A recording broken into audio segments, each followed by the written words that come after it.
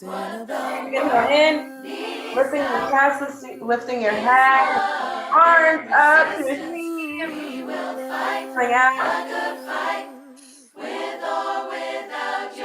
Maybe bringing a little bit of a bounce, a little bit of a dance.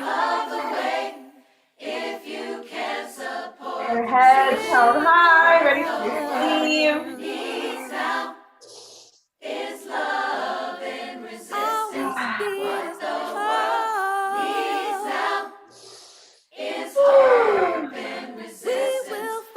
Beginning to shake.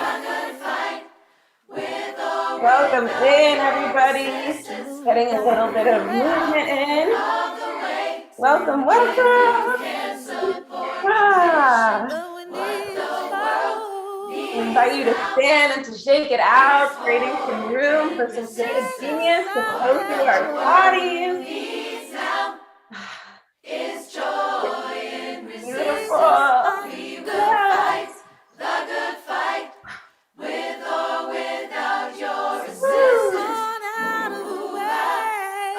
21 seconds. Here we go. 21 seconds. Let it go. Get wild. Get free. Free yourself. Woo! 10 more seconds. Woo! Give it all you got. Beautiful. Wherever you are, invite you to come into a seat, maybe feeling your heart racing a little bit and taking 3 deep breaths together. Placing your hand over your heart, and we'll take 3 deep breaths together as we begin this beautiful day, this beautiful challenge. Inhaling in, sending that breath to this beautiful heart of yours that led you here. Exhaling out. Deep breath in, sending it directly to that heart center. Exhaling out. Last one, inhaling in. And thanking yourself for returning to source. Exhaling out. Recognizing it is a daily invitation. So thank you again for joining us and returning to source as we begin this beautiful day. And I'll let you take it away, Charlene. Thank you so much, Monica. I just stay here for a moment, you guys, because I want to share a moment of my own joy with you all. Because I believe in something called compersion. So compersion means that you delight, you joy from somebody else's joy or somebody else's pleasure. It's like when one of your friends gets their boyfriend or their raise or gets engaged, you like actually feel so much pleasure from their pleasure. And so I'm going to share mine because maybe you'll have a moment of compersion. Like Monica just led us for 2-3 minutes, and that was so joyful for me for a couple of reasons. One is like, this is the manifestation of my vision, of a vision that like God gave me and I acted on. And it's so powerful when we create things in the world and then we bring other people with us. Like when BC talked about how our purpose cannot be achieved alone, it's not designed to be achieved alone, that really landed. Like I know it landed for who was here for that, and that really hit you where maybe you're still operating as a bit of a lone wolf, trying to do everything yourself. It's way more fun together. And I also just had a kind of affirmation, I think we need to get the same breakthroughs multiple times. And it just affirmed me why I created this, because being led by Monica for 2-3 minutes, like totally uplifted me, and so I'm doing this for all of you guys day in and day out. And I hope that the same is happening for you, because there is a real power in being held in a container.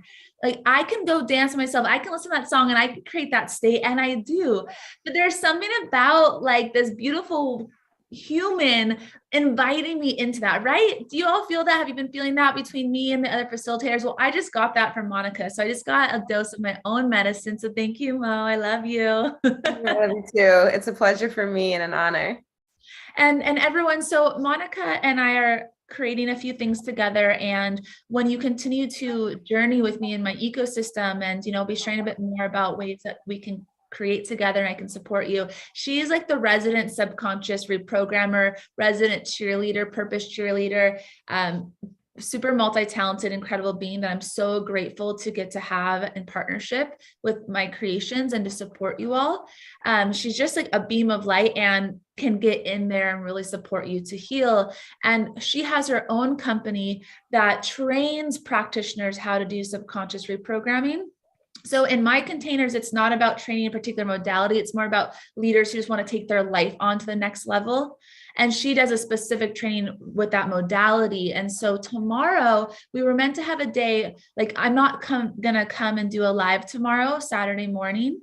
Okay, that was gonna be our integration day, but we're going to actually host a special workshop. So Monica is going to start tomorrow at the same time and guide you through some subconscious reprogramming and also tell you a little bit about the training, the modality. And so anyone can join and actually receive the benefit. But if you are a practitioner that feels like you might want to learn like a new actual skill to serve your clients with, then come tomorrow morning. Do you want to say just a little bit about that, Monica?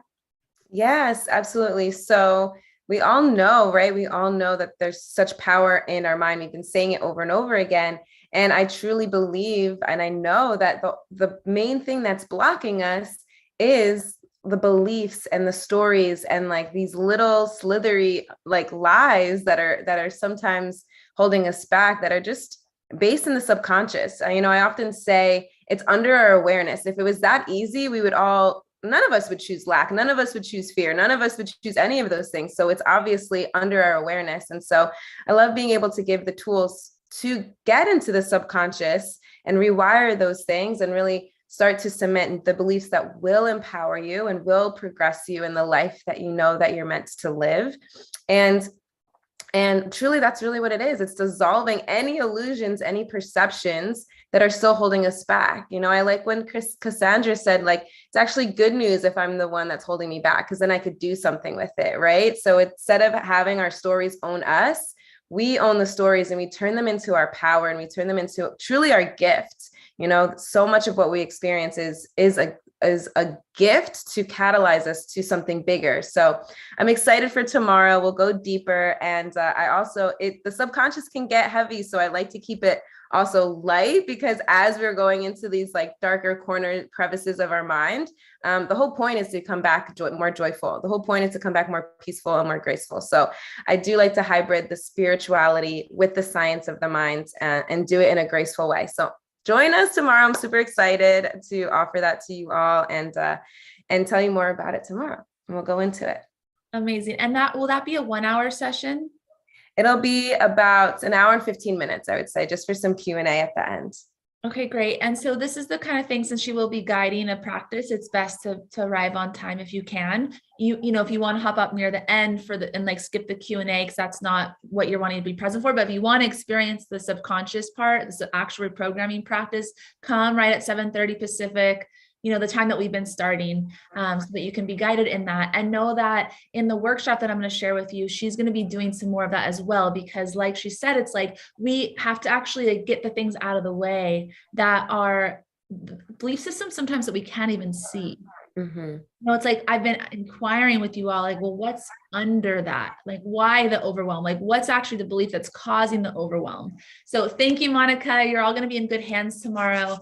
And just keep engaging with her. She's part of my team. She's on your team. She's on the light worker team. This is a dream team, y'all. And hey, we're both in red. I know. I noticed that too. So synced up. I love it. I'm going to take you off. Okay. Everyone just make like a big exhale sound out your mouth. Tongue out maybe. And laugh. Just laugh. So I want to talk to you all about vision today and living intentionally. So this morning when I went to swim practice, so I might have mentioned that I'm training for my first triathlon. Yay! Which is totally random and crazy. Like, most people get into the sport of triathlon. For those of you that don't know what that is, that's 3 sports: biking or cycling, swimming, and running. And most people get into the world of triathlon because they at least were doing one of those sports regularly, consistently, with joy. And I came in from 0 on all of them. I just got this inspiration and I acted on it. It wasn't something I thought a lot about. I went for it, and it's been incredibly transformational. And it actually helped me see my own work that I do with my clients and my group programs and everything I do in the world of transformation and leadership development from a whole new lens. Like I got the power of having a coach on a whole new level. I got the power of having a vision, of having a goal on a whole new level, because I realized that I had mostly only been setting clear goals and vision in the world of like purpose and prosperity, right? Like my vocation, my impact in the world, and the money that I wanted to make, because we have a lot of support with business coaches and whatnot to do that. But this has helped me see that to really have success in our life, we need to have a vision for success in our whole life. And I've always been someone to have a really beautiful, big vision for my life. Like I'm not in partnership right now, but I know the type of partner I want to have. I always live in beautiful homes, but like I always have a vision for like the next home and the home that I want to build and the multiple homes that I will have one day. I'm not in partnership right now, but I know that, whoa, that was weird. I just got the echo back from somewhere. So I always have a vision, but it's different. I just got the, who's unmuted? Somewhere it keeps, do you guys hear that? Or like, okay, I'm just gonna keep rolling with it. Somehow I keep hearing myself talk back to me. Don't talk back to me. Again, you just got to laugh at these moments. I've modeled this a few times where there's been little like glitchy things, and truly that is how I operate my life. Like I'm just taking a tangent really quick, because so many of us try to hold on so hard and are trying to control everything all the time. And you so easily get frustrated and so easily get annoyed and so easily get flustered and you so easily get out of your state of peace. Like stop letting things take your peace. Okay. Stop it. But so I've had a vision for my life, but not necessarily clear vision for a year or for a quarter, or what it'll look like in the shorter term, or like what I can actually hold myself accountable to. And so triathlon has given me a context and a specific goal to orient my fitness and my movement around, which I've actually never had. If you're an athlete, write athlete in the comments. It'd be cool to see, because if you're an athlete, then you get this and you know this. And actually being an athlete is one of the best. My brother was a pro hockey player, and I saw his level of discipline. And you know what he's been able to create now as a real estate, like in his life outside of pro hockey, is extraordinary results, because he knows how to take control of his mind. And my brother's not even that conscious, right? Like he's not on this more conscious path, but he learned how to take control of his own mind through the practice of self-discipline by having a goal and a vision, having a coach, and having a team, having a context around him in hockey. And now that's applied to all areas of his life. And it's amazing to see what he's created in such a short period of time because of that, right? Too many of us let ourselves off the hook, and a lot of us on this conscious spiritual path actually rebelled against our own authority and are just can be all over the place sometimes. And I'm just speaking to one type of archetype. Some of you are like, no, I don't identify with that. Like I'm focused, I'm clear. But I'll say for myself that I often spread my energy in a lot of places, and it's taken more clarity and a willingness, like a different cultivation to really get focused and to say, I can have it all. In terms of, there's so many things I want to learn, so many things I want to create, but I can't do all at the same time. Now, what I do believe is I can have it all right now in terms of I can have wealth, I can have my health, I can have my happiness, I can have my peace, I can have all those at one time. So too many people are compromising their well-being for their success, or thinking that you can't be truly successful and wealthy if you're prioritizing your well-being. Right? We kind of see these two spectrums. There's people who often really focus on their work, their money, and then they'll sacrifice their spirituality or their relationships or their social life or their health in some way.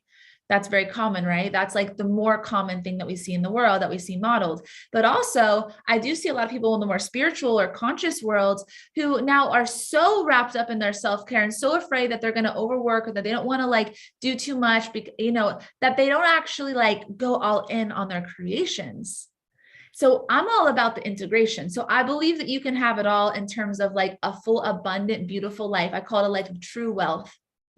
And that can always be true.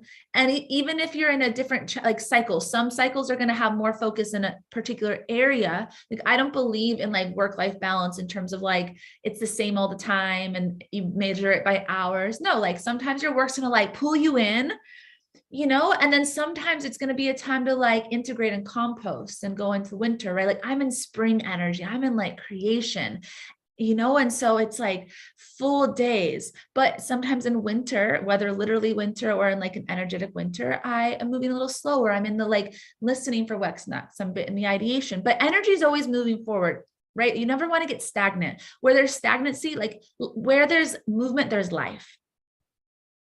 So with triathlon, I have a goal. First goal is I'm doing my first triathlon next weekend. And you know what? Thank you, Nicole. Yay. I know it's very exciting. And I didn't sleep very well last night. I was like, I'm human with you all. Okay. I figured a lot of things out and I have a beautiful life and I love myself and I trust my leadership and I'm like, have a lot to give. And also I'm human with all of you. Okay. I'm staying with a couple who have a newborn, a 3-month-old in the house, and he was having a hard time sleeping last night and it woke me up quite a bit in the night. And so I didn't have the best sleep. So when my alarm went off at 5, like my tired little self was like, I don't want to go. I don't want to go to the pool. It's dark outside. It's cold outside. I'm tired. Right. Like, and that is all true. Like it's very enrolling. It's really easy in this. And you do this in different parts of your life. For some of you, like fitness is no problem, but there's other areas, so in this case, so it's like, and in the past, I would have totally got enrolled in, it's going to be better for me to get more sleep. It's masked. Like, so I've been so committed for so long to being my best self and to being a positive person and to growing that my excuses are often masked in like self-care and positivity. This is what a lot of you need to watch out for. Okay. So it would have been masked and like, oh, it's going to be way more self-honoring to rest more so that I can show up really well for my people here, And for sure, I'm not one of those crazy people who's like, sleep when you're dead. I'm a huge proponent of good sleep. Like for all of you who don't prioritize your sleep. So this isn't about like, don't sleep. Okay. Don't get that from what I'm saying. Cause I think that is like very dangerous. That whole narrative of like, you only need 5 hours of sleep. Like, no, like get the sleep you need, protect your sleep, get good sleep. But I knew that what was actually aligned with my vision and what was actually best for me was that I go swim. Now, it didn't feel like that in the moment, but because I have a vision for success and because I have a goal and my higher self set that alarm yesterday in accordance with that vision, it was much easier to just move in that direction, to have my higher self basically take the lead, even though my like lower self, my tired self, whatever you want to call it, was having a bit of a like tantrum or whatever. It didn't really feel, it wasn't tantrum, but however yours shows up, whether it's the bratty teenager or the whiny child or the like self-protective, I'm self-honoring, I'm self-care, or it's the rebel of like, I do what I want, I don't feel like it. Or what's your flavor? Put it in the chat if you know what your particular flavor of the thing, that energy that you go into that has you stop yourself from doing what you said you're going to do. I'm curious. I have a little bit of all of those. We usually have a little bit of all of those, or the chicken is like, you're afraid, or you feel like you don't know how, you like tell yourself you don't know how, or you don't know what to do. You can go deeper into that in another conversation. Yeah, I do what I want. No one tells me what to do. That's the rebel. So you're rebelling against your own authority, though. There's a healthy amount of rebellion, in the world, although I don't really believe anymore in any against energy. So I have a whole new perspective of rebellion or of revolution or of activism. And just in a nutshell, it's about like, I must stand for creating and being in the energy that I want to source in the world. That does not mean I'm complacent and not in action, but this is a new way that I'm orienting to the world, which has me show up powerfully because it's from choice, it's from love, it's from joy, it's from the excitement of creation and not out of something's wrong and something needs to be fixed or I need to be fixed. It's just a different quality that works way better for me. So do you have a vision in your life? Right? This was fitness for me. Before I had an actual fitness goals, it was really easy for me to be back and forth. Like with meditation, you need to attach whatever you're doing to something that's really important to you. So if you just think meditation sounds nice because people keep saying it's good for you, it's going to be really hard to show up to do it every day until you declare for yourself that your vision, as an example, is that you want to live like in a state of peacefulness and joy as your persistent state, as an example. And you're so committed to that, which means that you make choices based on that every day. And that's one of your core goals is, or it's like to be less reactive, that you actually want to be able to come from love more often and stop reacting, stop being a jerk to your kids or to your partner. When you get really, really, really clear about what your goal is, and then you say, okay, what is the path of most ease? What is the highest leverage things I can do to actually create that? And keep it simple, you simplify. But if you say like, okay, that this state, as an example, is a vision, is like a really, I'm passionate about that. I want that. And then you look at the tools you have and you're like, you know what? Meditation is the best tool I know to support that right now. And so then you say like, I'm so committed to that vision that then meditation becomes part of that vision. So for those of you who are setting goals and it's like, my goal is to meditate every day, the meditation is like a path to what it is you really want. Like I'm committed to self-realization. I'm not committed to meditation. Do you guys get that? So when the meditation now has significance and therefore pleasure. So going swimming this morning gave me the pleasure of not only like the physical fitness and all that comes with that, right? We all know there's so much research on all the amazing things that happen when we move our body for our brain. It's like so good. But I also get the satisfaction and the pleasure of feeling more accomplished, of being proud of myself for showing up, even though I didn't want to, for being, for feeling the energy of momentum, for having the joy of getting stronger. Now there's so much that makes it also easier for me to get out of bed when it's cold and dark outside and I didn't sleep very well. So with the meditation, like if you are really clear about who you want to be or that you want to, and the cool thing about meditation or fitness or breath work or eating well or how you are in relationships, you can tie those things to anything you want because they're all related. If you want to be a multimillionaire this year and you need to have a big breakthrough, then you can tie your meditation to that. You're like, I am so committed to having a quantum leap in my finances. And so I know that being as clear as possible and as grounded as possible and as inspired as possible is absolutely essential. So therefore, I'm going to meditate every day, non-negotiable, because that's actually going to be the access point to my millions. That's going to be the access point to me to be consistent, to show up, to like implement the strategy for the millions. Because most of us, like, I love having a business coach. And so it's good to have a strategy, some strategy. But as Tony Robbins says, and there's some research on this, like it's 20% strategy and 80% internal game, 80% mindset, 80% state. And I really believe that to be true because you know what? There's a lot of strategies. And it takes something in your mind to like go all in on one. It takes something to stick with it, even when it feels like it's not working. It takes something to do it from a place of joy and peace and not from overwhelm, to be able to lead it well. And so Carol Sanford will come on a bit after Azria, and she'll talk about like how to even know if you're doing the right thing. And Azria is going to build on this about like letting go of urgency and be able to like operate from your pleasure. And so my work is very much the integration, it's like, how do we like leverage pleasure and listen to pleasure, but also like find that sweet space where you're also in commitment and devotion to that which you love, to that which you want to create. I said the other day that for me, self-discipline is to be the disciple of my own vision, to be in service of my own vision, to love what I'm creating so much, to love myself so much that I can't help but want to invest in me, to invest in what I'm creating, to invest in the people that I'm serving. And I'm only interested in doing that in a way that feels really, really good, because otherwise, what's the point? You're not here to be a sacrificial, lay yourself like on the cross and be crucified. Like, you're here to find your joy in creation.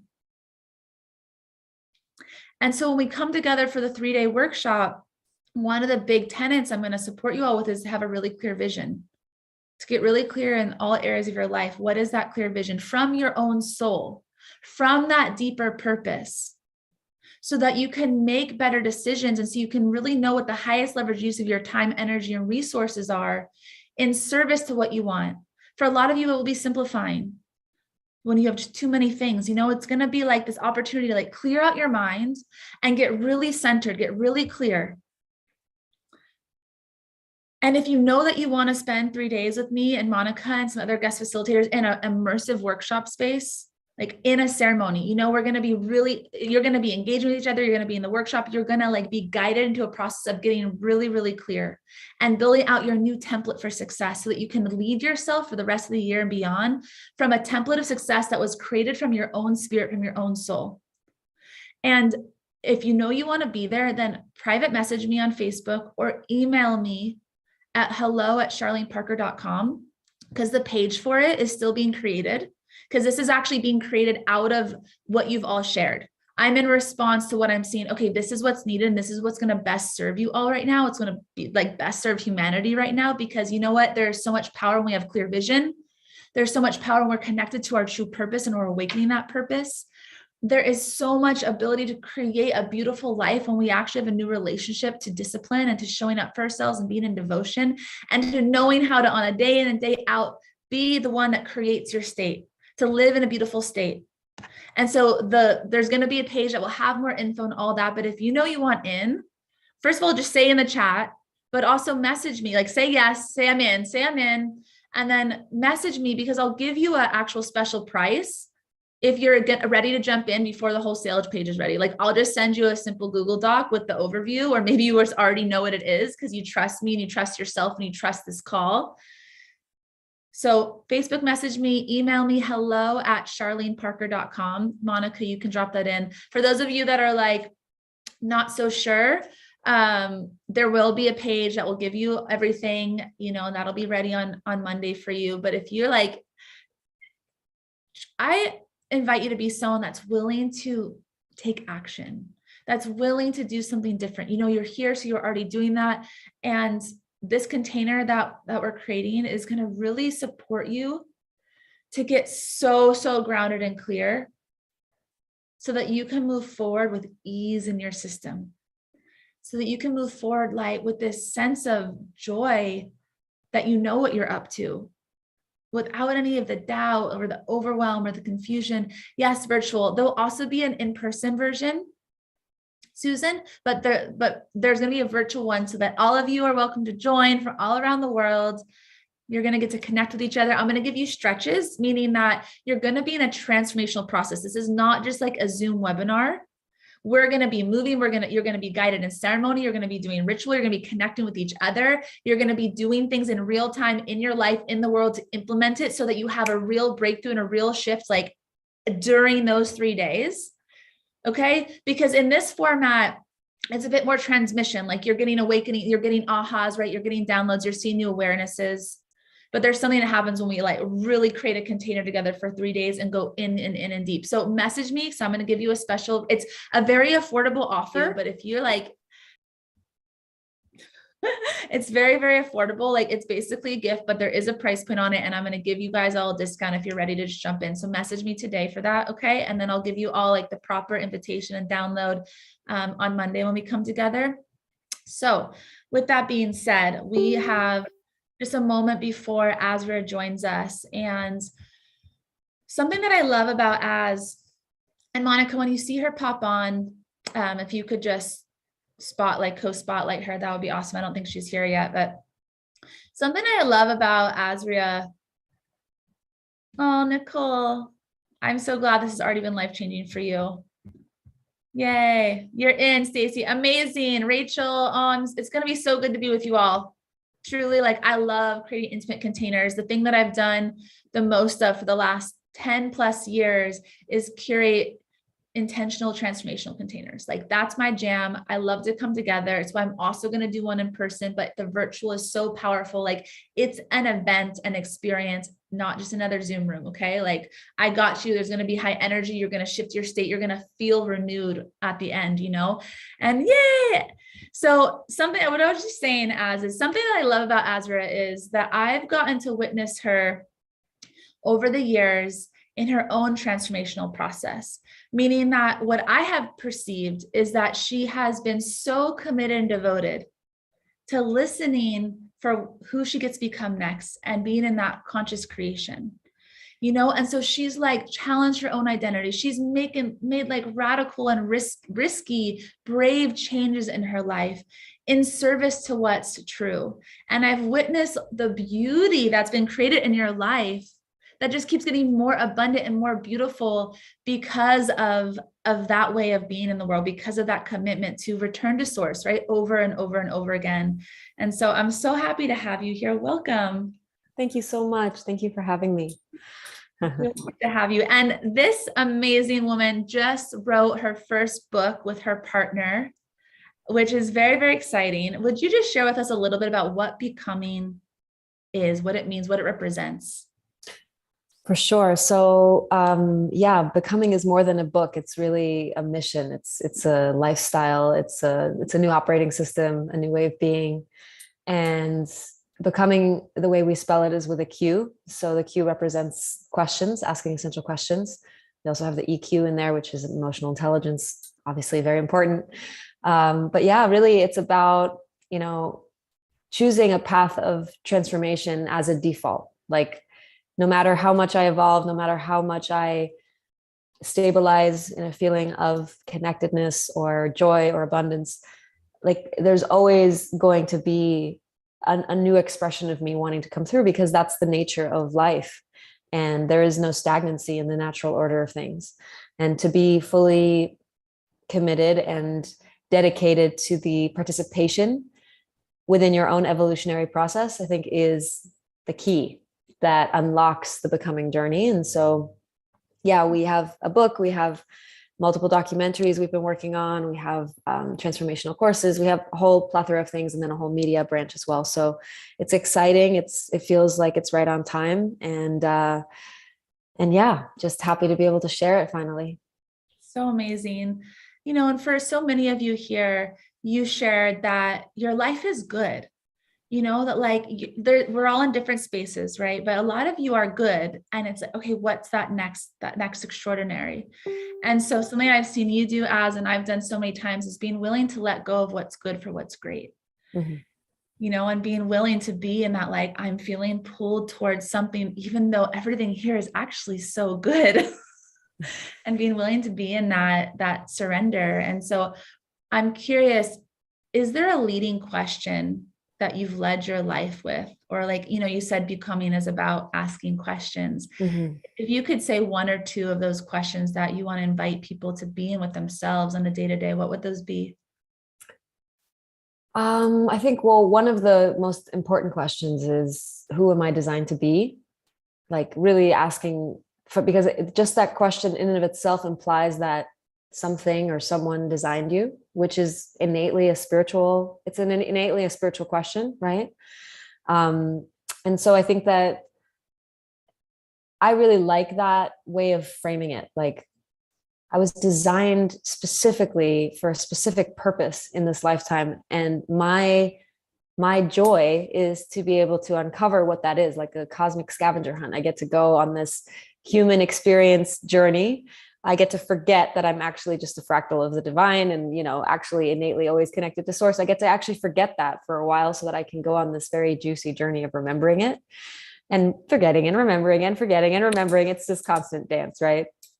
And I get to be, with that question guiding me, I get to continually discover new aspects of myself, new dimensions of myself, new ways of showing up in the world. I get to choose my experience, and I also get to receive what's already been chosen for me in a way, right? Because again, there's an implication that there's a specific design that happened maybe before I even was born. And I personally, my journey has been very informed by ayahuasca, has been one of my main mentors and teachers. And I believe that medicine works very strongly on the DNA level and unlocks dormant DNA and unlocks dormant potential. And that's been my experience. And so, of course, there's many ways to discover who you were designed to be. And ayahuasca is certainly not for everyone, but you can definitely start to unlock things that are hidden in plain sight. And I think that's really where things start to get fun, really, really fun. Yeah, so that's just one example. There's many essential questions. And if you choose to buy the book, which I highly recommend you do, then there'll be a lot of questions also at the end of each chapter, because we wanted to give people journal prompts and just ways to kickstart their becoming process. Beautiful. And this, I had shared with everyone about how you always get an answer to the question you ask. So be mindful of the question you're asking, because if your question you're asking can lead to a negative, like, who am I to do this versus who am I designed to be? Like, who am I designed to be is expansive, right? It connects you to truth. Whereas a lot of us are asking questions that actually lead you into more self-doubt, lead you into separation. And so may this just be an invitation to be aware of the questions you're asking yourself, and ask good ones. Ask fun ones. Yeah, the quality of the question determines the quality of the answer. That's for sure. Yeah. Yeah. So the title of this talk that you shared is Releasing All Urgency and Harnessing the Power of Pleasure. Mm-hmm. And so I'd love for you to just share about that, go as long as you'd like, feel free to just go into that. What do you mean when you say that? And I just want to underline how important this idea of letting go of urgency is. But if you can tie into when you let go of urgency, let me just tune into this question, because there's a difference between urgency that's out of stress, out of scarcity, out of something's missing, versus sometimes life does move fast, right? Sometimes nature is slow, sometimes it moves quickly. And so I've been orienting towards immediacy versus urgency, meaning that sometimes I'm being pulled and it is quick and it is stretching me, and it does require some social sacrifice or some compromise in some area of my life in service to something that's in my immediacy. But it's a different orientation for me than urgency, which for me is out of scarcity. So I just wanted to preface that. So if you could just speak into that, because I think that this is a really important conversation, my love. Yeah, no, I love that distinction. And I think this is really a game of subtleties, right? And so it's the difference between urgency or immediacy, they might seem very similar, and at face value, they might seem like the same thing, but there really are nuances of differences that can create completely different experiences, right? If you have two cruise ships going in the same direction, and one is 1 degree, programmed to go somewhere else, over a longer period of time, they're going to end up in two completely different places on the globe. And I think just remembering how much this is a game of nuances is important. The way that I'm, sharing with the piece around urgency that I felt called to share was, there's certainly a time and place for urgency, right? If you see an old lady wandering into the street and a truck is coming, urgency is going to serve. You're going to want to go and grab her and intervene, you're not going to be meandering da, da, da. So of course, all things, just like doubt and fear and all these things have their time and place, and they serve to a certain degree. I think what I want to create a distinction around is chronic urgency, where urgency is such a default state. It's such an intricate part of how we show up and operate in the world, that it actually is depleting us and draining us of life force energy, because it's this constant sense of needing to be somewhere other than where we are right now. And I think that is, the theme of this whole offering that you have is return to source. And the metaphor that I have for plugging into source is you're trying to, you plug a plug into an outlet, and you have to line it up perfectly, right, with the two holes to get it in there. If you're doing it in a dark room, and we all have tried this, right, to plug our phone in a pitch black room, and it's you're poking and prodding and it's just not quite clicking in, you're like, Jesus Christ, why is this so hard? So I guess it's the same thing, right, where if we're blind, if we're rushed, if we're not able to be precise in how we plug in and take that second to really just click it, if we're always projecting into the future, into some other moment where we think we should rush to be, then it's very difficult to live truly connected to source, because the connection to source is absolutely precise, and it needs to come from a place of presence. That doesn't mean that we can't move very swiftly. And my experience, similar to yours, is that life is moving at quantum speed. Like, if people were to witness my days and how I live my life, it's like, it's nuts. It's dizzying, the speed at which things are moving. But I think the reason that I'm able to meet the momentum of what's happening in my life is because I've gone through many years of kind of like conditioning my nervous system to be able to capacitate more and more life force energy, which takes its own process. But also because there is an acceleration that's happening collectively that is moving us from one paradigm into the next. And so it's very easy to slip into a sense of urgency. And I think specifically in the realm of like, we need to save the planet. We need to help humanity. We need to do all these things to, make the world a better place. We're running out of time. Oh my God. When we're coming at it from that energy, we often forget that we're always going to create more of what we already are. So if we are in the frequency of urgency, then what we are going to create is going to have at its core seed foundation level the imprint of urgency in it, which will then amplify and create more urgency in the world, which will be this like runaway train. Does that make sense? Mm-hmm. And so I think that's just the thing to be deeply aware of. And then, the other part of this is harnessing the power of pleasure. When have you been in urgency and in pleasure at the same time?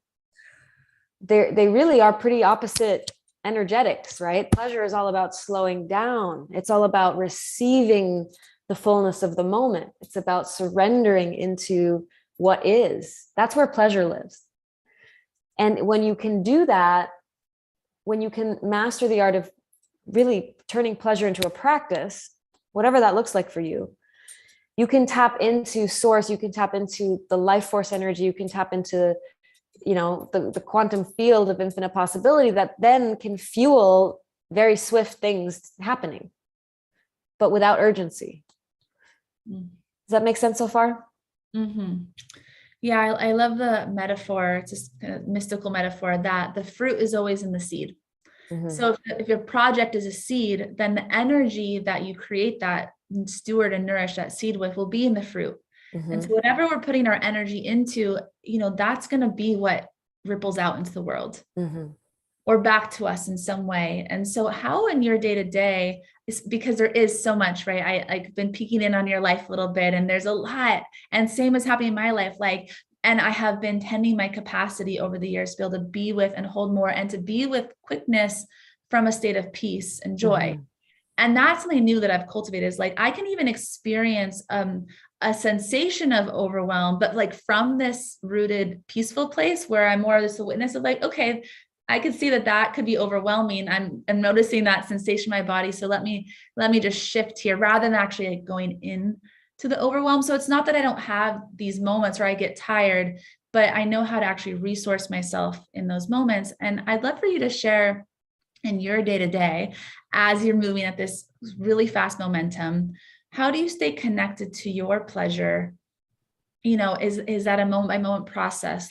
How do you know when to be in just the full presence with the things that are moving quickly, and mm-hmm. when to kind of return to that stillness, return to that pleasure? What does that look like for you? If you could, do your best to put words to something that can sometimes be hard to put words to.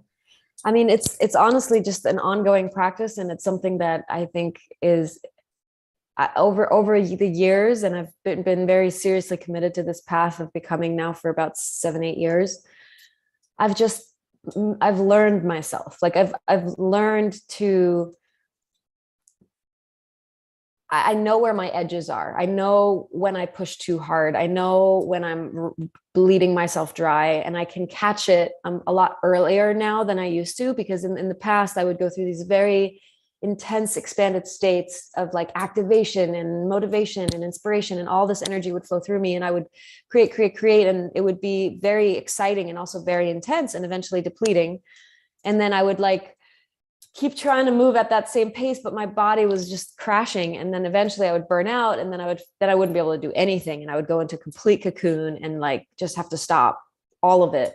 And so there was these extreme oscillations. And so now, having gone through that a couple times, I don't let it get as extreme anymore. You know, I'm really good about not compromising on my rest. Like I sleep 8, 9 hours a night. And honestly, I don't know how I would be able to do what I'm doing if I didn't. For me, sleep is like the best medicine. It's just a complete reset for me. I go deep. I feel like I process a lot. And then meditation has been a really big part of my journey as well, especially in recent years. Just having a consistent meditation practice. You know, again, it's like these are not brand new, exciting ideas. It's like we all know this stuff, right? We know how important it is to put our feet on the earth, how important it is to eat clean food and drink fresh water and like breathe well and sleep well. And, you know, that's not rocket science, but doing it consistently is actually a whole different ballgame. Sometimes the simplest things are the hardest things to really consistently do. So I do feel like I have a pretty strong handle on my self-care practice. And then more recently, I've really added in like an actual pleasure practice where I'm really working with my body in a way like touching my body in a way a lover would, and, you know, creating ceremony and ritual around that. And really going into more peak states of pleasure just on my own, which has been very empowering because sometimes we create this story, right? That like the pleasure lives outside of ourselves. It lives, you know, with my partner, it lives with success in my business, or, you know, signing that next big client or whatever the thing is, where we're like, that's going to be the thing that fills me. But to realize and consistently practice that we have the capacity to always stop and fill ourselves, fill our own cup, is really an incredible, it's a game changer, and it's nourishing. And so, you know, this particular type of pleasure obviously works with the energy of sexuality, of sensuality. And I think that is an area of study that is really interesting to me, and really, because what are we doing when we're in that state? We're receptive to pure life force energy, right? I mean, all of us are here on this planet because of sex. Like, truth be told, none of us would be here without it. And so there's something very potent that happens in the human physiology when we tap into that orgasmic pleasure. But harnessing it and using it in a conscious way, using it intentionally, setting an intention to let that energy like fill you and sink into your cells and nourish you from the inside out, that takes it to a whole nother level. Harnessing your own pleasure, your own energy, so that you're actually well resourced. Yeah. In day to day. Because it is, you know, I often say that energy is a choice, meaning that yes, we have biology and there's a physical element, but so much of when we feel tired is when it's our emotions and our mind, right? And that we're just not actually cultivating our energy. Yeah. Through pleasure, through movement, through breath, right? Through being in the sunshine. And so people let themselves get tired and then say they're tired and affirm they're tired. And then they're too tired to do the things that's going to energize them, when like oftentimes, y'all, it's just a choice. Be like, okay, I can choose. Like, I don't always wake up super energized, but I choose it. I create it. I cultivate it. I like do a dance party. I do what I need to do to actually like be in energy. Yeah. And is that the same for you? Like, do you feel like you're consciously creating your state and your energy often throughout the day? Absolutely. Yeah. Consistently. And again, it's like you were saying, when you observe the overwhelm rather than collapsing into the overwhelm. And it's the same with me. Like I observe when I am feeling depleted, I can feel my nervous system start sending signals, and it's like, yo, stop.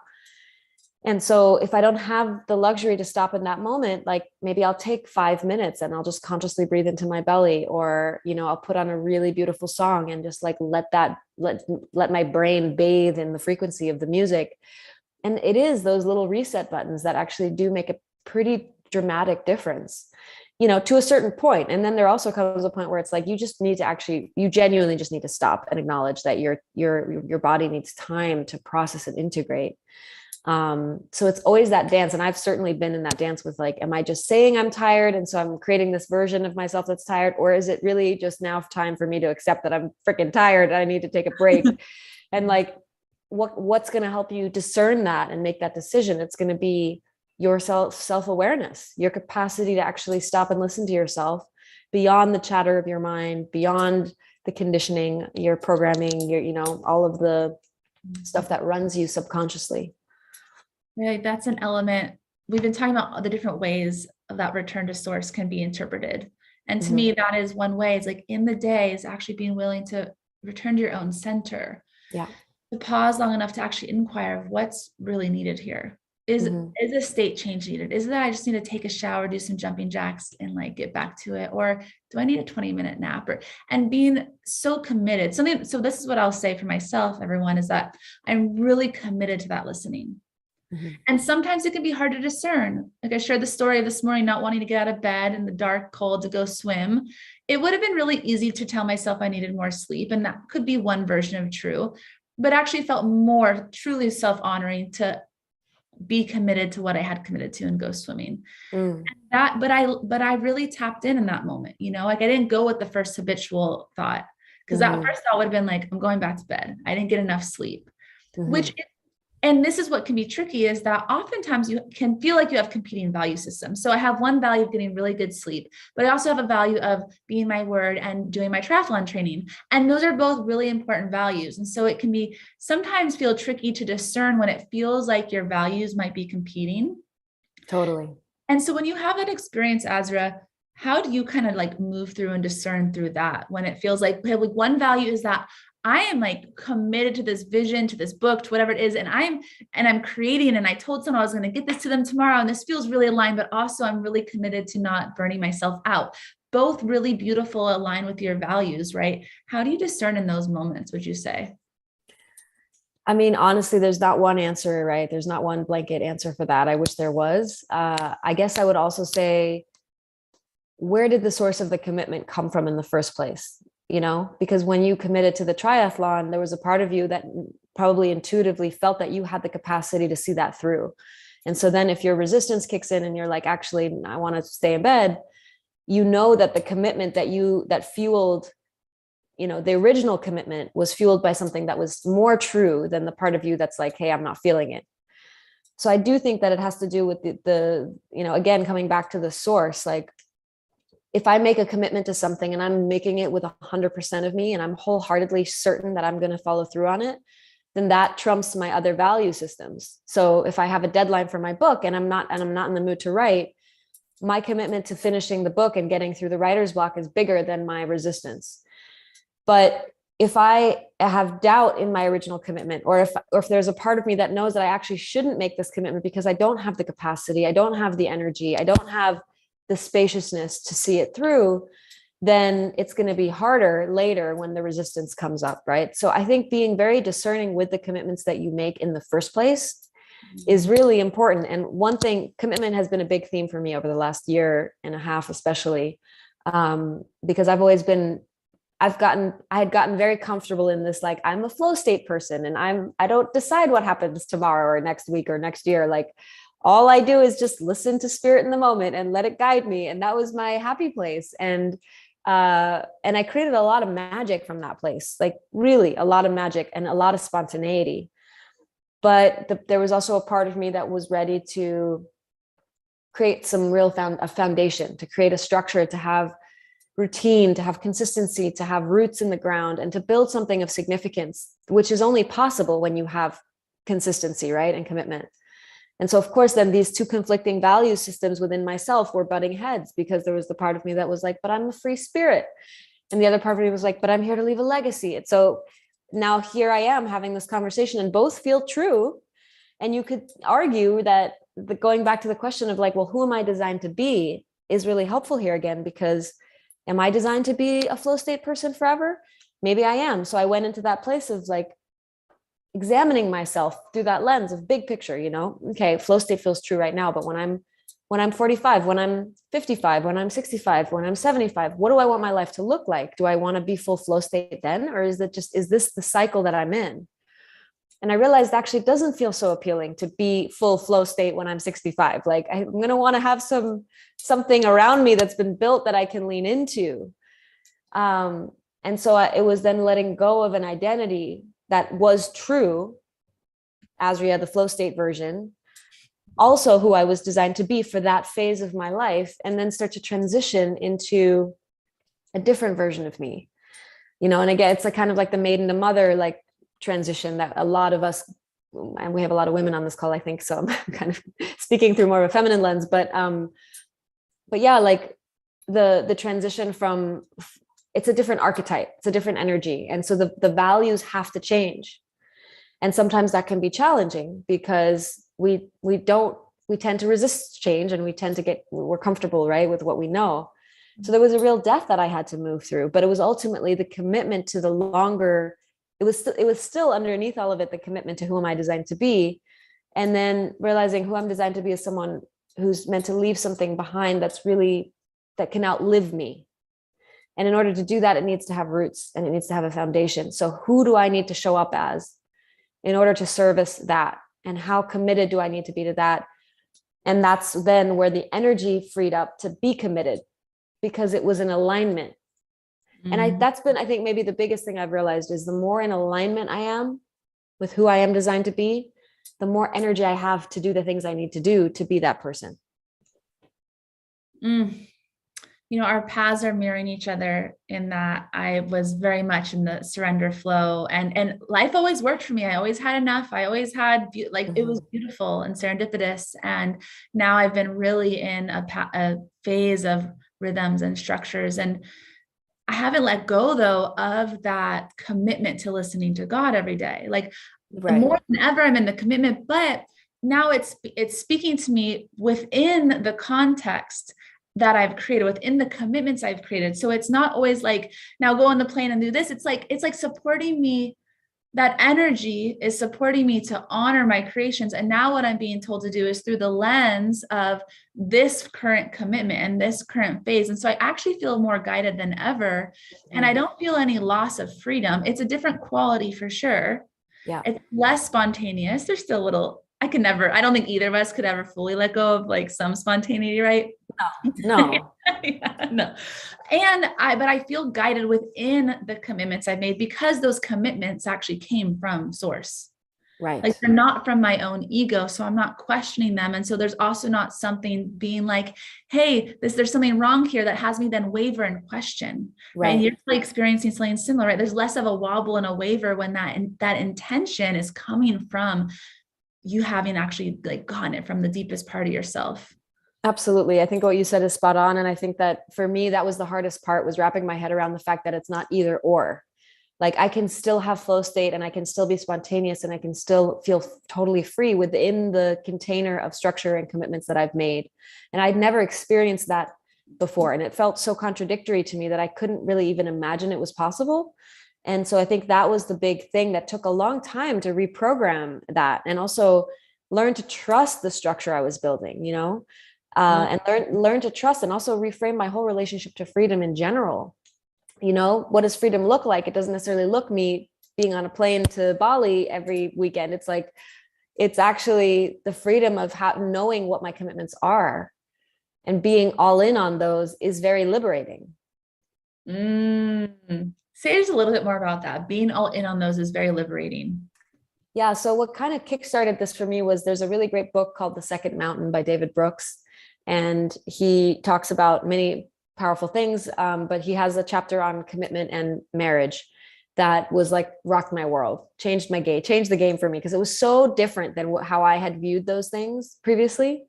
And I read it right when I first met my husband, and we were like, we had this crazy chemistry. We were falling in love, but there was also all this fear of commitment, of leaning in and actually saying yes to this. And so this book came to me, and it really highlighted how we have this idea that more options is going to create greater freedom, that we will feel more free if we have more options.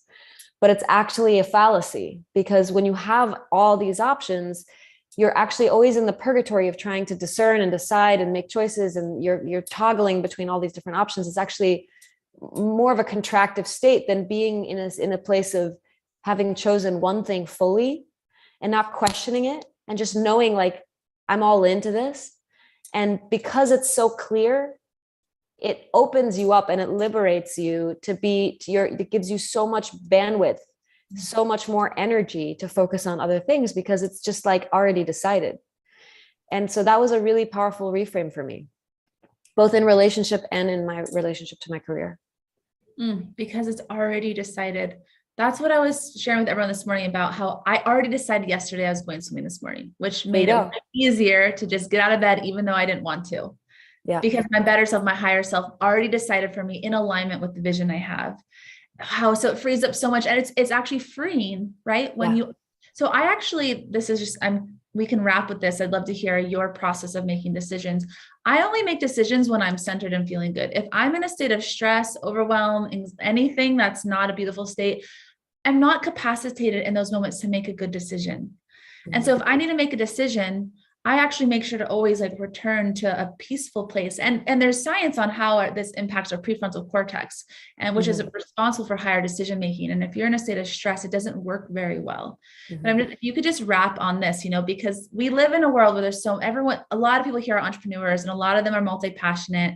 And there was a lot of people sharing that they didn't quite know what direction, they felt overwhelmed. And so do you have a kind of value or a protocol for yourself of what you do to make a decision? Gosh, I feel like a broken record sometimes, but it does always come back down to like, how connected are you to yourself? How much time are you spending cultivating that internal guidance system? And sometimes we still find ourselves in a position where there's a lot of options, right? And we just don't know. And I think it comes back to the realization and the accepting and the embracing of what is, which is always the most sacred thing. And so if what is that you don't know, and that's true for you, then fucking don't know. Like, let it be okay that you don't know. Don't know wholeheartedly. That's honestly been one of the most powerful and liberating pieces that I've received from Richard Rudd, actually. He wrote the Gene Keys. And for those of you who are maybe struggling with this particular piece, read the Gene Key on commitment and devotion, because that Gene Key is a paradigm changer, because he talks about how commitment is always something that comes in cycles, and you can't know how long the cycle is. The cycle might be 5 minutes, it might be 24 hours, it might be 10 years, it might be a lifetime. You don't need to know how long it is. All you need to know is that you have to be fully, wholeheartedly committed to seeing it through to the end, and you will know when the end is there. It'll be obvious if you're honoring what is. And I thought that was so cool. And so he said, like, if your cycle of commitment is to, I don't know, then let that be okay. And don't know wholeheartedly. And that has really helped me. And so when I have to make a decision, just like you, I wouldn't make a decision from a place of being stressed or overworked or just out of alignment. Like, I wait. And especially if it's a big, important decision, I wait to have a moment to really tune in and like feel it with my heart, not just my brain. And then I also personally really like to play with timelines. So the example I gave earlier was, the flow state timeline, right? Like imagining myself playing out that whole timeline beyond now. Okay, what if I'm forever this person that's in flow state and has no roots? How does that feel? And I just use my imagination as a tool to go down that road of what would it feel like to be fully committed to that? Okay, well, it doesn't feel as exciting or inspiring. So then maybe this other timeline feels more exciting. And so I just experiment really within my own consciousness.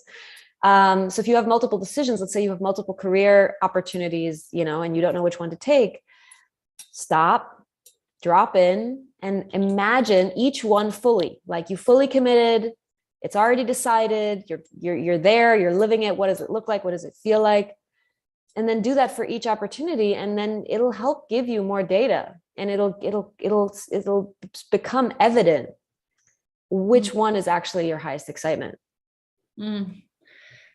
This is so powerful. I wish we could go on because it's a juicy conversation, but we get to bring up Carol Sanford next. And we're actually going to expand everyone on decision-making and how to know where to put your energy and what to focus on from a different perspective. And so, Azra, thank you so much for your generosity, for being here. I'll be sharing with everyone that's in this container how to access your book. You've actually given a free gift for everyone. So everyone keep an eye out for the gift post in our Facebook group where you can access that and connect more deeply with her and her partner and the work that they're doing.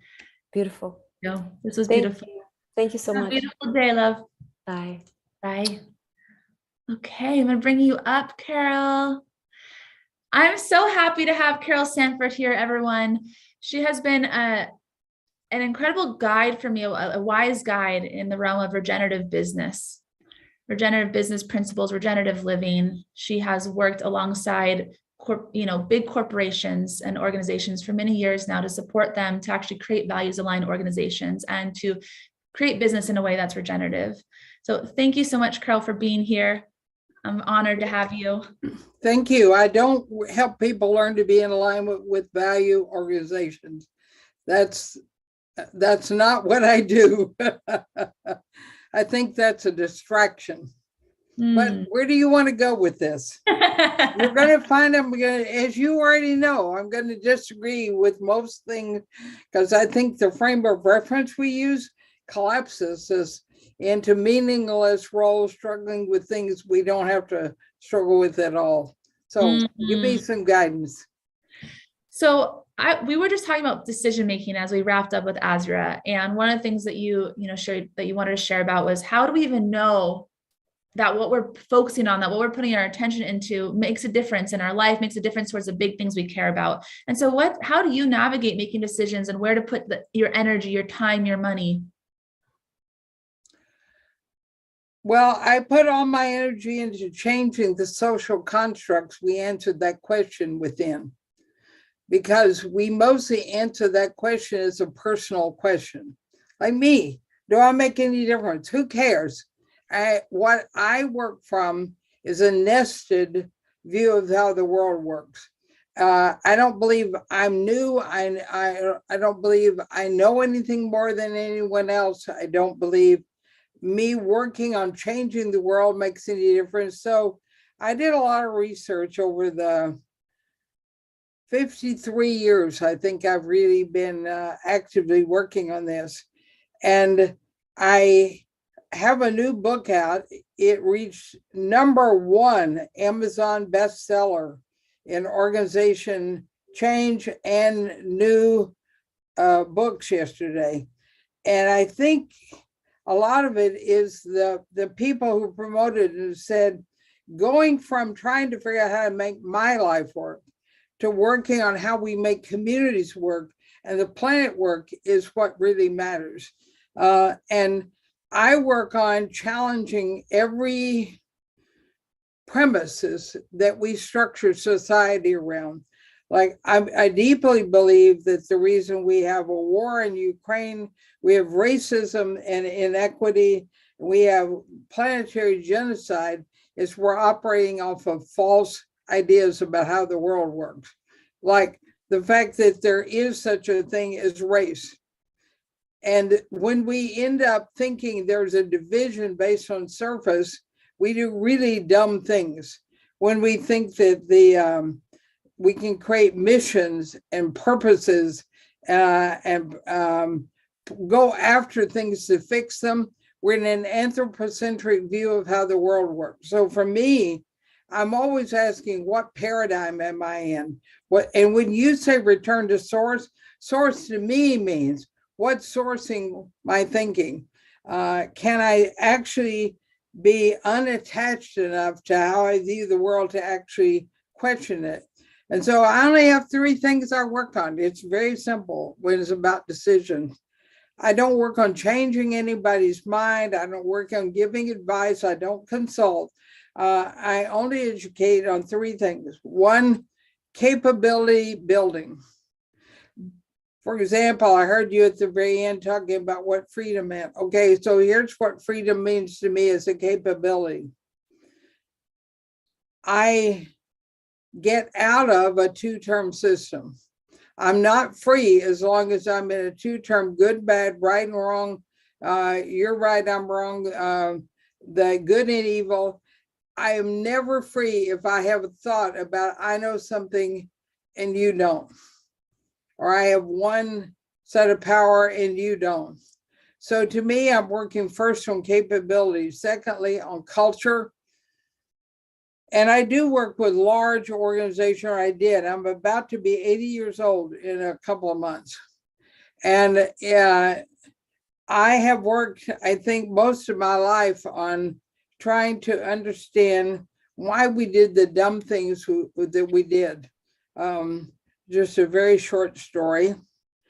When I was 4 years old, my father began punishing me because I would not espouse verbally to people his racist views. And he knew he had to break me He was the head of the Ku Klux Klan in Texas, right? So in order to get me to stop thinking what I did, he locked me in a closet, sometimes for up to 24 hours. I had a lot of wet underwear, but it was a gift. And the gift was that it caused me to have time to question, because you can't be upset for 24 hours. You have to find something more useful to do. So what I would do is ask, why does my father see the world this way? And even at 4, I knew there was something wrong, because he had to force me to think that way. I thought it should be natural. But when I was out of the closet, I was with my maternal grandfather, who was half Mohawk. And my father did not know this. Mm-hmm. He taught me indigenous ways of walking in the world, and taught me to love my father and know that he was broken, and that the only way I could ever help him, and I remember getting this finally when I was about 6, the only way I could ever help him was to be non-judgmental, because that was the opposite of what he was experiencing. And I fought it in my whole life, because you don't grow up with a household like that and not adopt so much of it. So I had to work on it. So my decisions are based, am I offering capability rather than opinions, advice? Am I building a culture that can get out of a 2-term system? And like, I wish we didn't have Republicans and Democrats. I'm not sure we can ever solve the problems we've got from that basis.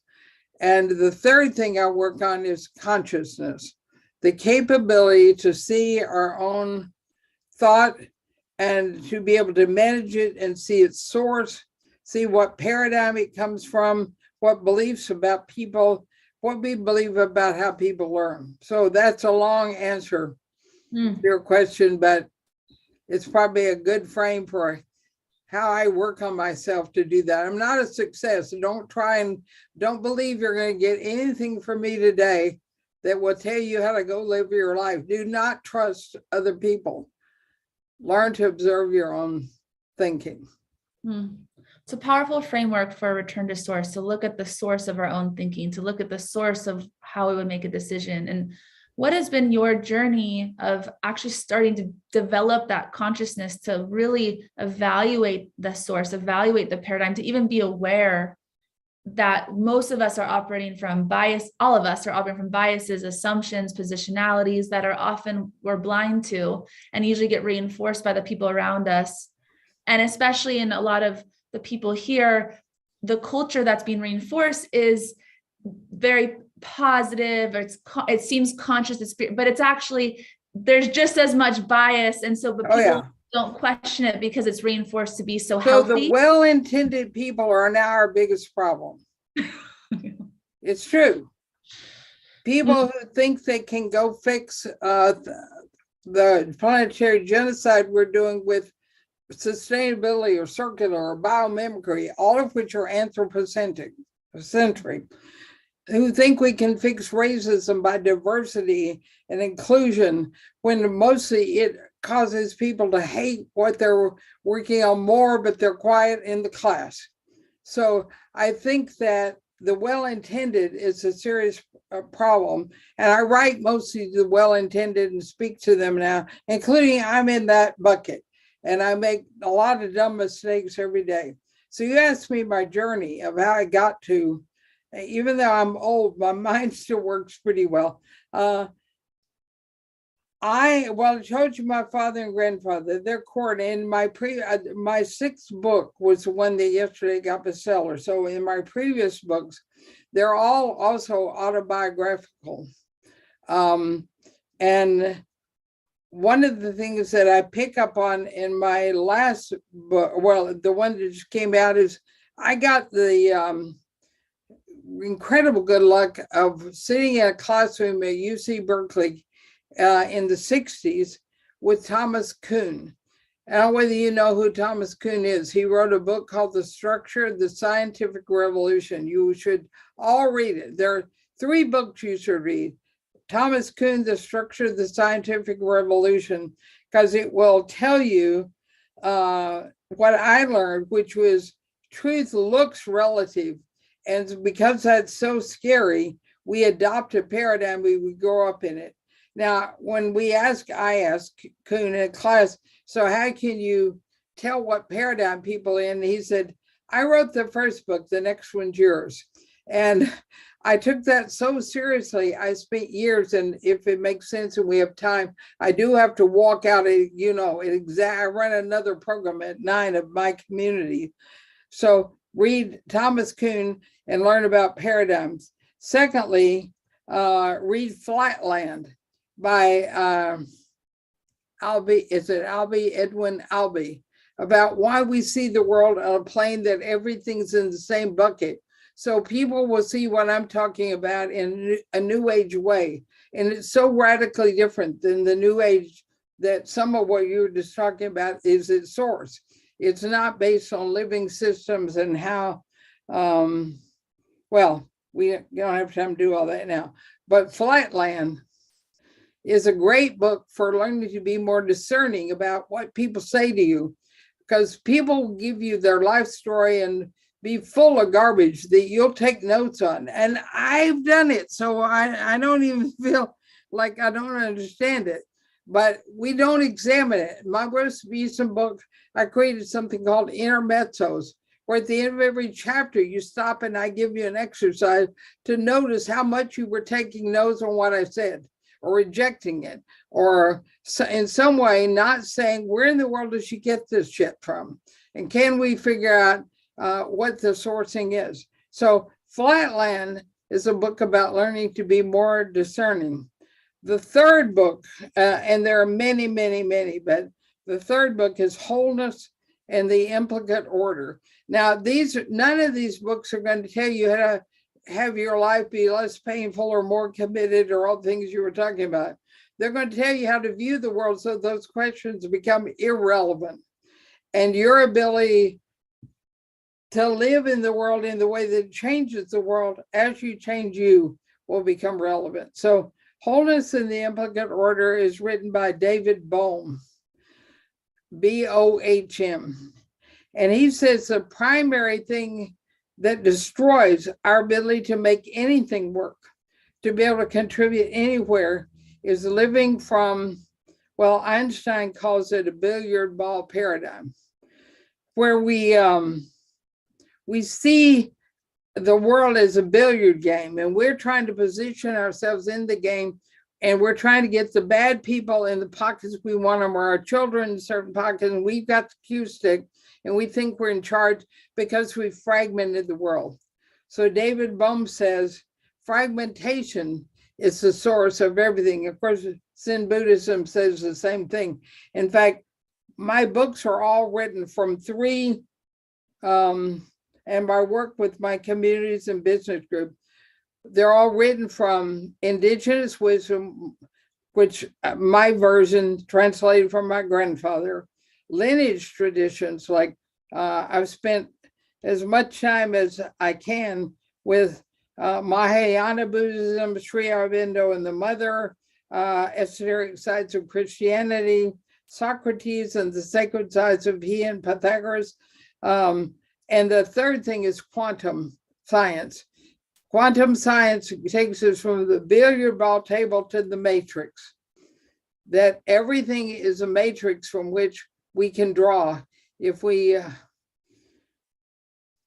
can let go of the billiard ball view. So my journey has been through all those things I just described to you. Starting with Thomas Kuhn, I was also able at Berkeley to work with students of David Bohm. He had been there working on his doctorate some years earlier. He was much older than me, which is hard to imagine today.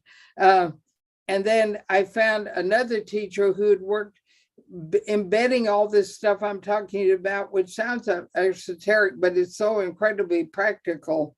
As everybody, when they read my books, they said, I don't understand, this is so deep, and yeah, I know how to use it, and it's not the way I ever saw the world.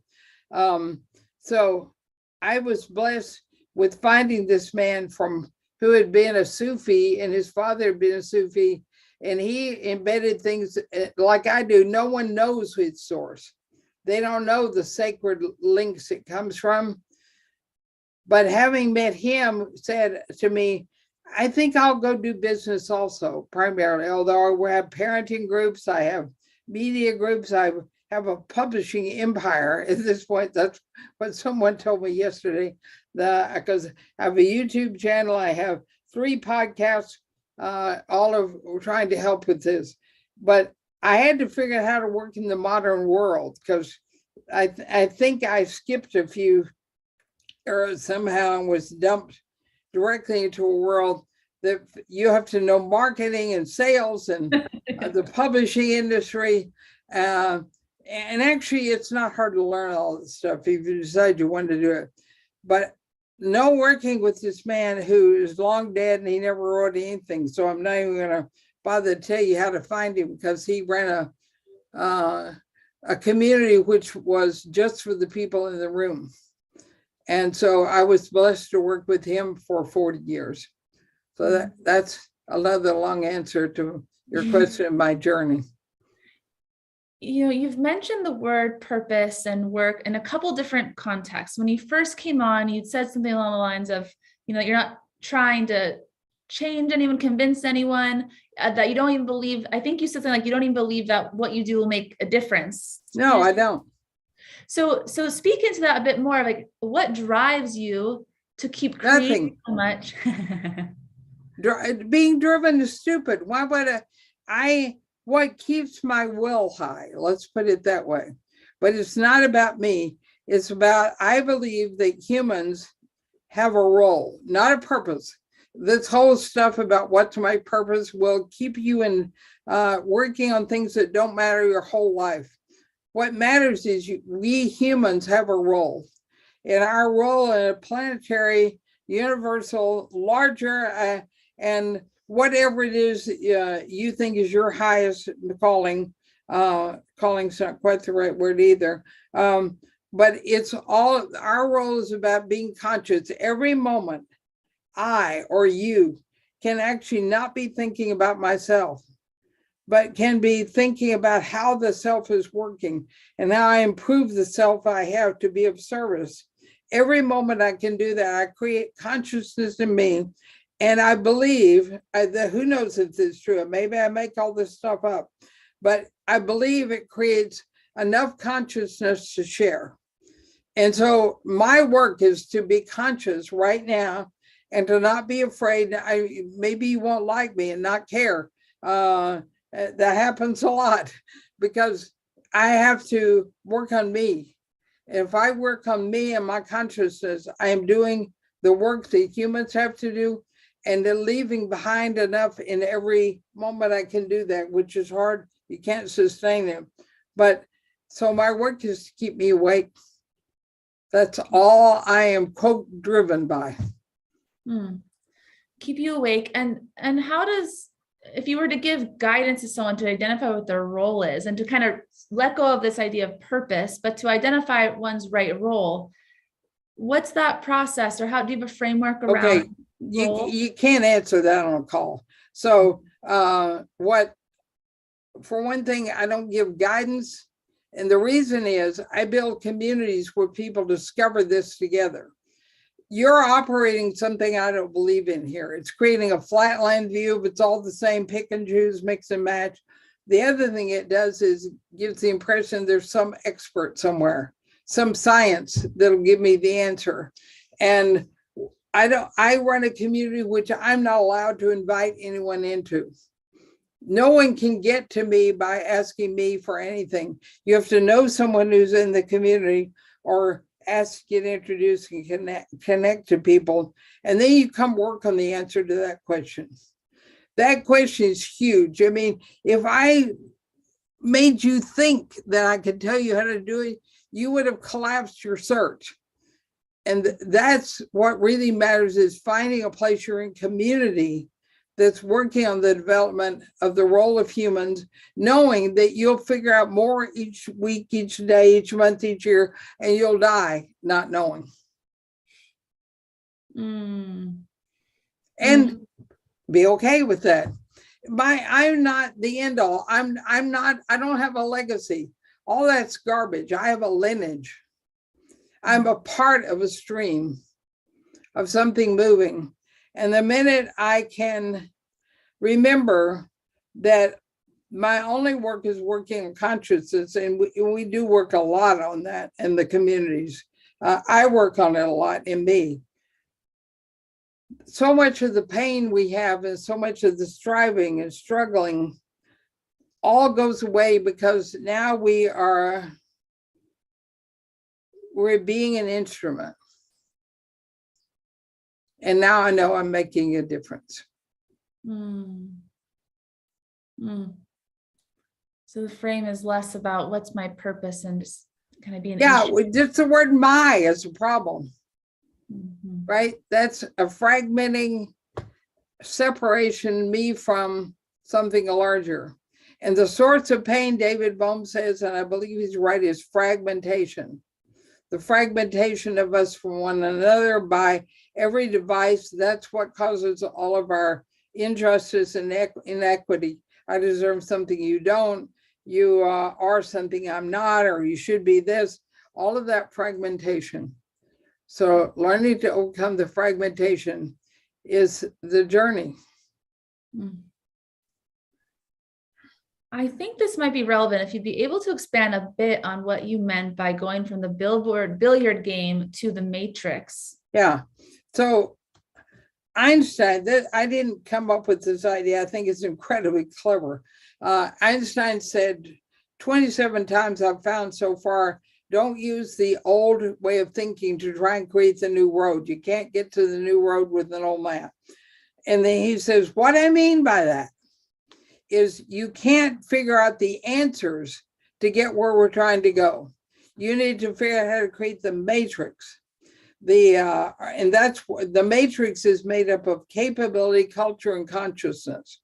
And nothing in there is about doing. You don't do something, you don't get a mission, you don't get a purpose, and then you go save the world. It's the hardest thing I have to do with my well-intended businesses. They have missions, purposes, visions, all of which are human, anthropocentrically centered. So what you are really doing, I forgot the question. I said I had a young mind, but I got off on the tangent. The billiard. Oh, right. The matrix is the nourishing womb out of which things are drawn. If you are, so far, I think only women can carry children, or what we define as a category of something called feminine because of their genitalia. All right. Having said that, I think that the carrying of a child, you learn. It's maybe the only reason I wish everybody could have a baby, is you learn that everything you do, the baby, the fetus, the infant, the soul is making a choice about what it wants and taking that.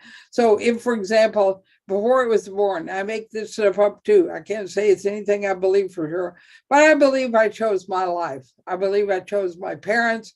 I believe I chose the body I was going to live in and all the difficulties it was going to have. I believe I chose the color of my skin, but knowing what the culture would be like, and I could experience something. I don't know whether any of that's true, but it helps me be more conscious, not to blame anything else, right?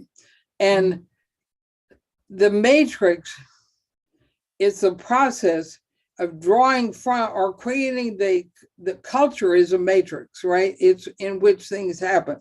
Consciousness is a matrix because your ability to be conscious in any moment has an effect on everything around you. Your capability has an effect on how you can support others and grow things. So the matrix is womb-like in that it has nutrients and it has a way of holding something that can make its own choices. The billiard ball game, I'm choosing the pocket. I'm choosing which ball I move, where I demonstrate, where I'm an activist, where I pass laws, and I bring in my cue stick and I knock people around and make them wrong and try and convince them where they should go. So So creating more of the environment rather than this. Well, environment's another fragmented word. I'm separate from it. A matrix you're not separate from. So don't use the word environment unless you want to keep fragmenting.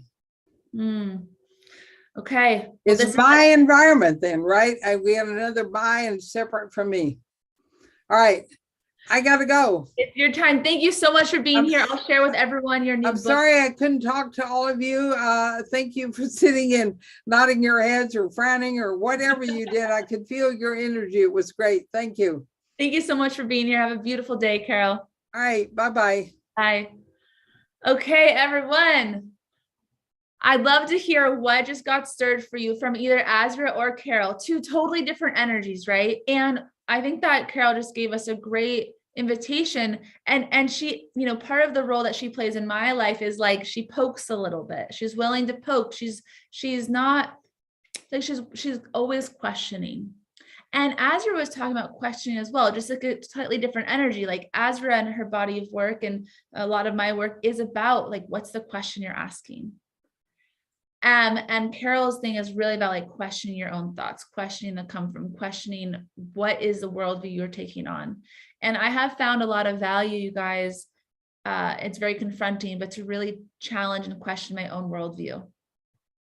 So I have been willing to take on different perspectives. I've been willing to not know. I've, you know, like backed out of my own circles and like witnessed it all kind of playing out and all the human perspectives. And one of the most transformational containers I ever went through was through a school called CIIS, California Institute of Integral Studies in San Francisco. And that was a whole year cohort of questioning my own biases, my own positionality, my culture. Where does my culture get created from?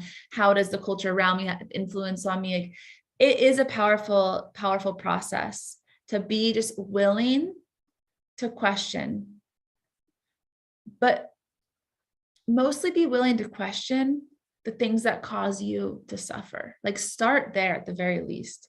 Just like she just said that she believes that her soul chose her. I have that same belief.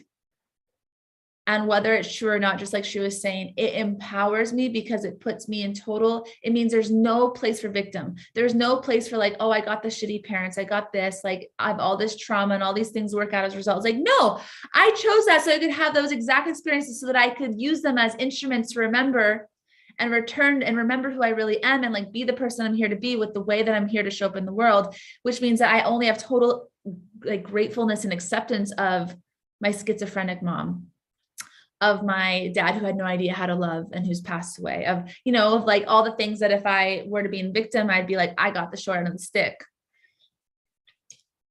So she kind of affirmed in her own way, right, that, you know, question your come from, question the questions you're asking, question the way that you're looking at your own life in the world.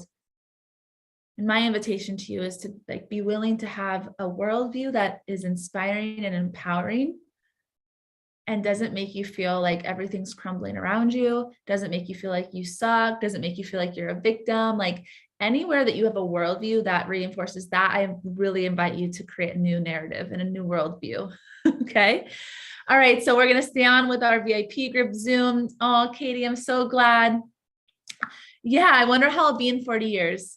Totally. Like we're all going to have a different energetic, but I love that Azra gave us that perspective because like we just had a beautiful 80-year-old, you know, elder with us who's a wise guide and she's embodying her particular role.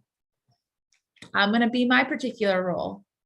I'm probably going to be like laughing at, like we're probably all, you know, like I'm probably going to be like the laughing, joyous, like loving you, kind of like that kind of grandma role. And she's more the like, hey, wake up, wake up, wake up. Like, anyways, thank you all for being here. And again, tomorrow I won't be with you, but Monica is going to do a special subconscious reprogramming session. And then we do meet on Sunday. And actually Sunday, I'm hosting 3 incredible thought leaders. And so right off the bat, right at 7:30 Pacific, 10:30 Eastern, 2:30 London time, we're going to kick off with Zarek. So we're going to have 3 amazing beings. It's going to be a really sweet energy on Sunday, like 3 just super beautiful souls that are going to lift you up and nourish you.